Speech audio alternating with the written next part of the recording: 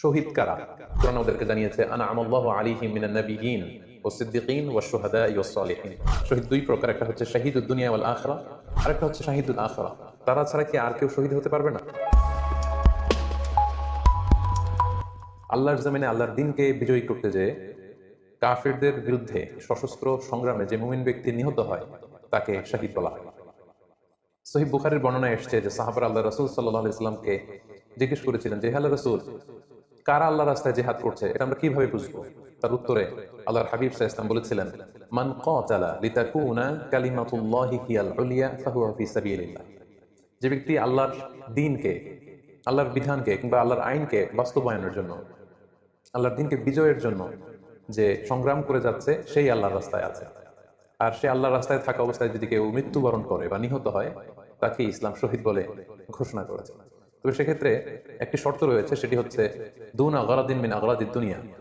দুনিয়ার কোনো কারণে, দুনিয়ার কোনো লোভে পড়ে, দুনিয়ার কোনো স্বার্থের জন্য যদি কেউ আল্লাহ রাস্তায় জিহাদ করে মৃত্যুবরণও করে, সে শহীদের কোনো মর্যাদা বাদাম আল্লাহ তাআলার কাছে নেই।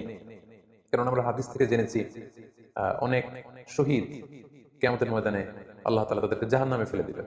আল্লাহ বলবেন যে তুমি তো দুনিয়াতে জিহাদ করেছিলে যে মানুষ তোমাকে বীর বলবে, মানুষ তোমাকে সাহসী বলে ঘোষণা দিবে, বাহাবা পাওয়ার জন্য তুমি জিহাদে অংশগ্রহণ করেছিলে এবং সেখানে নিহত হয়েছে। তো তুমি নিহত হওয়ার পরে মানুষ তো তোমাকে বীর বলেছে, বাহাবা দিয়েছে, সাবাস বলেছে, যে কারণে তুমি এই জিহাদে অংশগ্রহণ করেছো সেটা দুনিয়াতেই তুমি পেয়েছো। তো আমার কাছে তুমি কি চাও? আমার কাছে তোমার জন্য কিছু নেই। Go to the hell fire, জাহান্নামে যাও। তাকে আল্লাহ তাআলা উপর করে জাহান্নামে নিক্ষেপ করবেন। তো এই জন্য শর্ত হচ্ছে যে দুনিয়ার কোনো স্বার্থে নয়, শুধুমাত্র কেবলমাত্র আল্লাহর দ্বীনকে আল্লাহর জমিনে বিজয়ী করার জন্য যদি কেউ সশস্ত্র সংগ্রামে নিহত হয় তাদেরকে শহীদ বলা হয়। এখন প্রশ্ন হচ্ছে, যারা কাফিরদের বিরুদ্ধে জিহাদ করতে যে যুদ্ধে নিহত হলো তারা শহীদ, তারা ছাড়া কি আর কেউ শহীদ হতে পারবে না?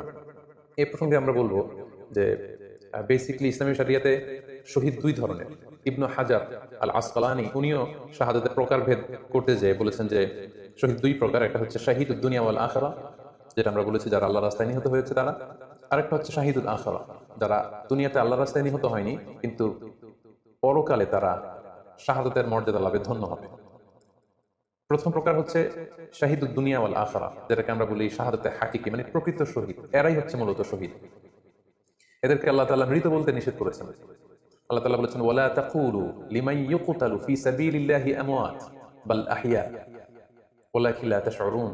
যারা আল্লাহর রাস্তায় জীবন দিয়ে নিহত হয়েছে তাদেরকে তোমরা মৃত বলো না, বরং তারা জীবিত। অন্য এক আয়াতে এসেছে বাল আহইয়াউন ইনদা রাব্বিহিম ইউরযাকুন, তারা জীবিত এবং আল্লাহর কাছে তারা রিজিক প্রাপ্ত, আল্লাহ তাআলার পক্ষ থেকে তারা রিজিক প্রাপ্ত।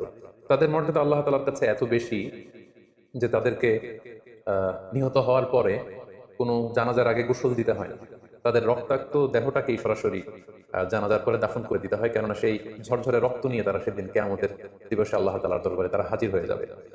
এবং আমরা যদি কোরআনের দিকে তাকাই, কোরআন আমাদেরকে জানিয়েছে আনা আমাল্লাহু আলাইহিম মিনান নাবিয়িন ওয়াস সিদ্দিকিন ওয়াশ শুহাদা ওয়াস সালিহিন, মানে সবচেয়ে শ্রেষ্ঠ তাবাকা বা দারাজা হচ্ছে নবীদের দারাজা, নবীদের পরে হচ্ছে সিদ্দিকিনদের দারাজা, এবং সিদ্দিকিনদের পরেই যাদের মর্যাদা আল্লাহ তাআলার কাছে সবচেয়ে বেশি তারা হচ্ছে শুহাদা।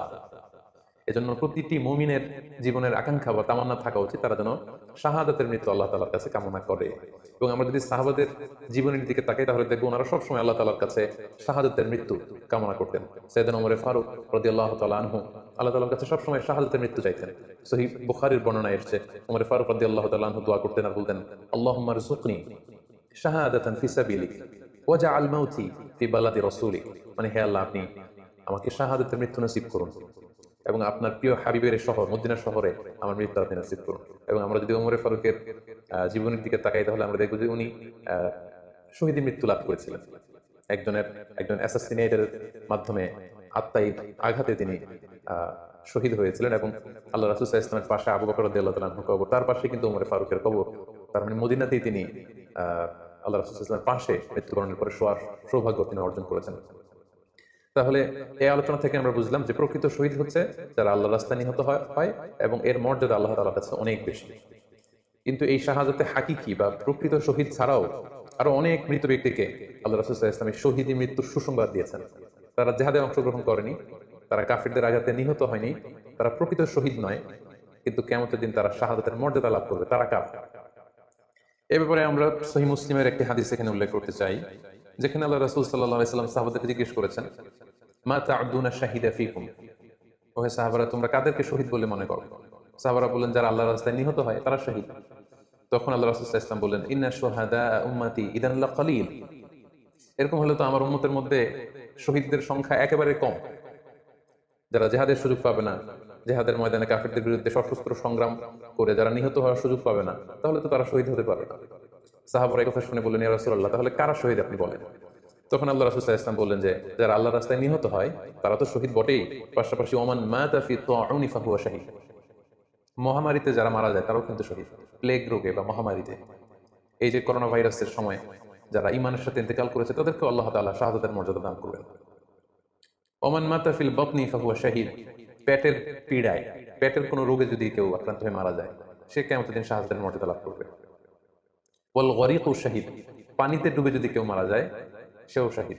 এভাবে অন্যান্য আরো অনেক হাদিসে, কোন হাদিসে 5 জন, কোন হাদিসে 7 জন, কোন হাদিসে আরো বেশি, এভাবে আরো অনেক ব্যক্তিকে আল্লাহ রাসূল সাল্লাল্লাহু আলাইহি ওয়াসাল্লাম শাহাদাতের মর্যাদা লাভে তারা কিয়ামতের দিন ধন্য হবে এই মর্মে তিনি আমাদেরকে জানিয়েছেন। সুনানে নাসাইর একটি বর্ণনা থেকে আমরা জানতে পারি আল্লাহ হাবিব সাল্লাল্লাহু আলাইহি ওয়াসাল্লাম বলেছেন, মান কুতিলা দুনা মাযলামাতিহি ফাহুয়া শাহীদ, অন্যায়ভাবে যদি কাউকে হত্যা করা হয়, হি ইজ ডিফেন্ডিং ইনজাস্টিস, অন্যায় প্রতিরোধে সে মারা গিয়েছে, এরকম মৃত্যুকেও তিনি শাহাদাতের মৃত্যু বলে ঘোষণা করেছেন। সুনানে তিরমিজির আরেকটি বর্ণনায় আল্লাহ রাসূল সাল্লাল্লাহু আলাইহি ওয়াসাল্লাম আরো কিছু ব্যক্তিকে শহীদ বলে ঘোষণা করেছেন। যেমন তিনি বলেছেন, মান কুতিলা দুনা দীনিহি ফাহুয়া শাহীদ, কেউ তার দ্বীনকে হেফাজত করতে যেয়ে যদি মৃত্যুবরণ করে সে শহীদ। ওমান কুতিলা দুনা দামিহি ফাহুয়া শাহীদ, নিজের রক্ত বাঁচাতে যেয়ে যদি কেউ মৃত্যুবরণ করে শহীদ। তার সম্পদ বাঁচাতে যেয়ে যদি মৃত্যুবরণ করে সে শহীদ। তার ফ্যামিলিকে সেভ করতে যেয়ে কেউ যদি মৃত্যুবরণ করে সেও শহীদ। তার সম্মান, ইজ্জত, তার স্ট্যাটাসকে বাঁচাতে যেয়ে যদি কেউ মৃত্যুবরণ করে সেও শহীদ। আরেক বর্ণনায় আমরা জানতে পারছি আল্লাহ রাসূল সাল্লাল্লাহু আলাইহি ওয়াসাল্লাম বলেছেন, ওয়া সাহিবুল হাদমি ফাহুয়া শাহীদ, অর্থাৎ ধ্বংসস্তূপের নিচে চাপা পড়ে যদি কেউ মারা যায় বা কোনো দেয়ালের নিচে চাপা পড়ে যদি কেউ মারা যায় সে শহীদ। ওয়া সাহিবু যাতিল জানবি শাহীদ, অর্থাৎ ফুসফুসের কোনো রোগে, লেটস সে লাং ক্যান্সারে যদি কেউ মারা যায়, ফুসফুসের কোনো ভয়ানক রোগে যদি কেউ মারা যায় সে শহীদ, শহীদের মর্যাদা পাবে। আল হারিকু শাহীদ, আগুনে পড়ে যদি কেউ মারা যায় সেও শহীদ।